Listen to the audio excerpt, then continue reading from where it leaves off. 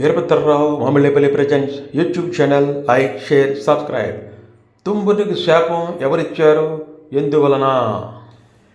శుక్లాంబరధరం విష్ణుం శశివర్ణం చతుర్భుజం ప్రసన్నవదనం ధ్యాయేతు సర్వవిఘ్నోపశాంతయే. ఆపదాపహర్తారం ధాతారం సర్వసంపదాం లోకాభిరామం శ్రీరామం భూయో భూయో నమామ్యహం. శ్రీరామ రామ రామేతి రమే రామే మనోరమే సహస్రనామతతుల్యం రామనామవరాననే. కూజంతం రామ రామేతి మధురం మధురాక్షరం ఆరీహ్య కవితాశాఖం వందే వాల్మీకికోకిలం. మా గురువులందరికీ నమస్కారాలు, మా తల్లిదండ్రులకు నమస్కారాలు. ఈరోజు మనం తెలుసుకునే విషయం రామాయణంలో అరణ్యకాండలో 2వ భాగంలో ఉన్నాం. ఇక్కడ జరుగుతున్న విషయం ఏంటంటే తుమ్మురుడనే గంధర్వుడికి శాపం ఇచ్చారు. ఎవరిచ్చారు శాపం, ఎందుకు శాపం ఇచ్చారు, ఈ విషయాన్ని ఇవాళ తెలుసుకుంటున్నాం. ఈ తుమ్ముడనే రాక్షసుడు, అతని వ్యక్తి తుమ్ముడనే గంధర్వుడు ఎలా రాక్షసుడిగా మారాడు, ఏమిటి?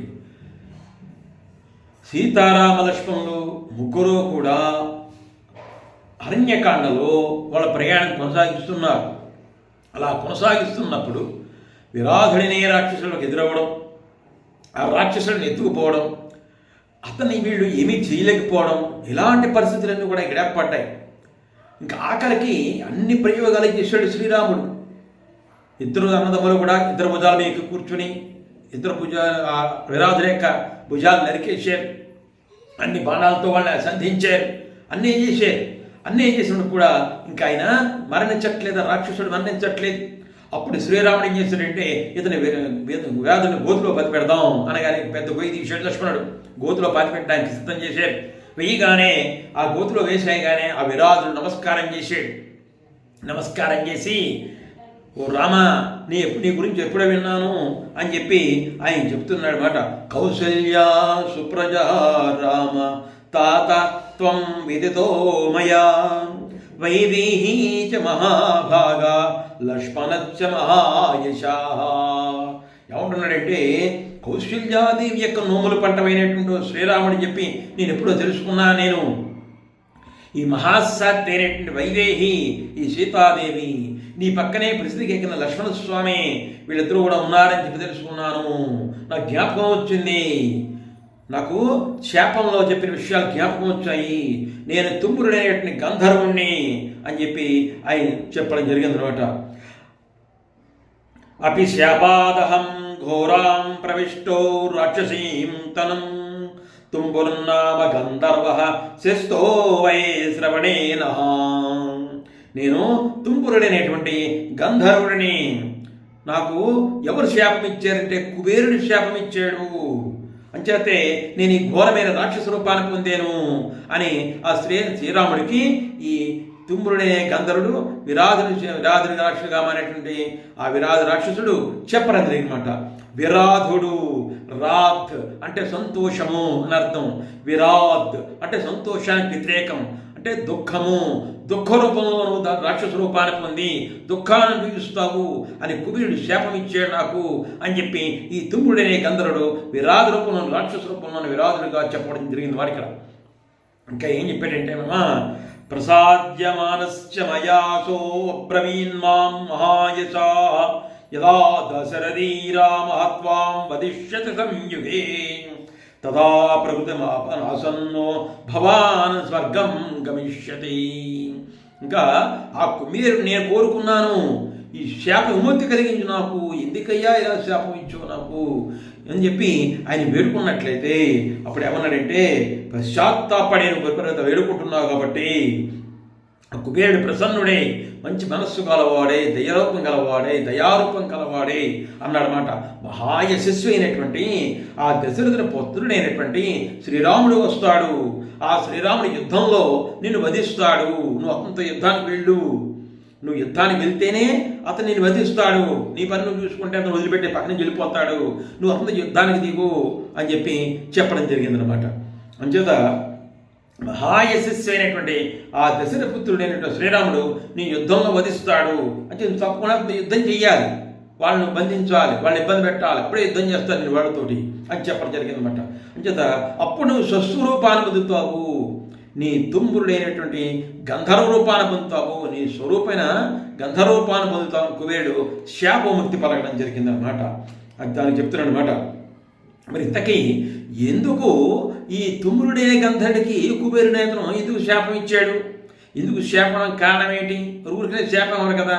ఏం చేసాడు ఈయనకి ప్రతిరోజు కూడా తుమ్మురుడైన గంధర్వుడు వెళ్ళి ఆ కుబేరుని యొక్క కొలువులో ఉండి ఈయన గానం చేస్తూ ఉంటాడు. ఈ తుమ్ముడైన గంధర్వుడు ఈయన యొక్క పరిచర్య ప్రతిరోజు చేసే పని. ఒకరోజు వెళ్ళలేదు ఈయన.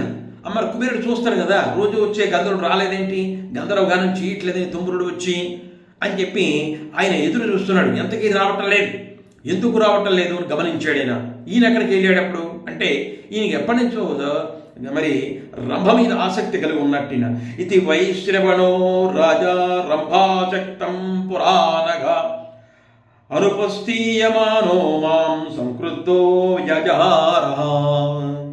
ఇది వైశ్రవణో రాజా రంభాశక్తం పురాణగా అనుపస్థీయమానో మాం సంకృతో యజహారః. ఈయనకి తుమ్మురుడైన గంధర్వుడికి ఎప్పటి నుంచో రంభను చూస్తున్నాడు. ఆ రంభను చూస్తున్నప్పుడు ఎప్పటి నుంచో ఆయన మన దారేసుకున్నాడు రంభ మీద. ఎలాగైనా రంభతో గడపాలి అనే రంభతో కలిసేపు కొన్ని నిమిషాలు గడపాలి అనేటువంటి ఆసక్తి ఎప్పటి నుంచో ఉంది దీనికి. అంచేత ఒకరోజు అవకాశం చూసుకున్నాడు, వెళ్ళి రంభ దగ్గరికి వెళ్ళాడు. వెళ్ళి అంచేత రంభ దగ్గరికి వెళ్ళి ఆ అప్సరసేడ ఆసక్తి కలిగి ఉన్నాడు.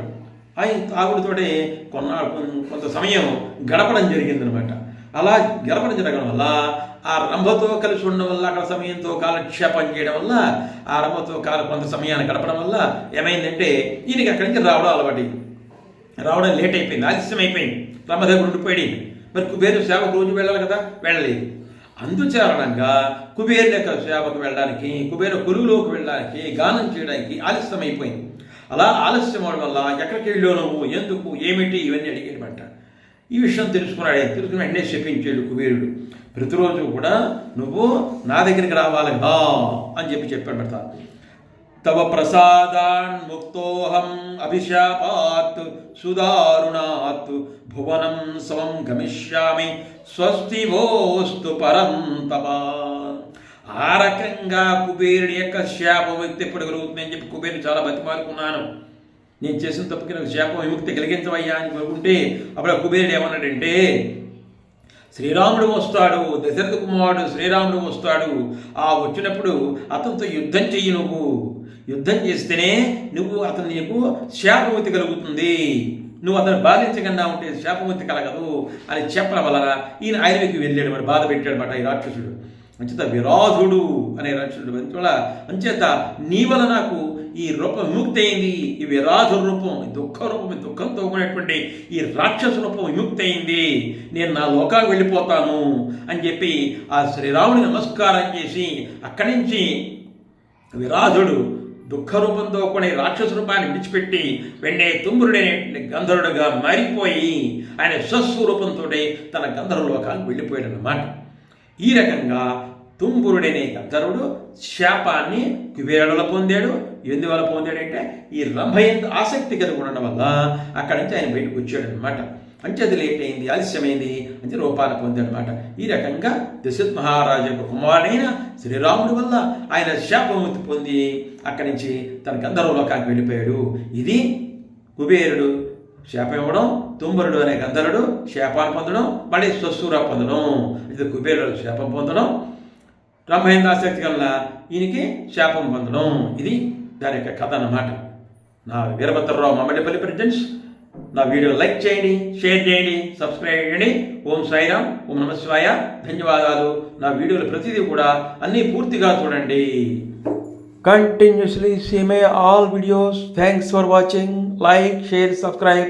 వీరభద్రరావు మమ్మడిపల్లి ప్రెజెంట్స్.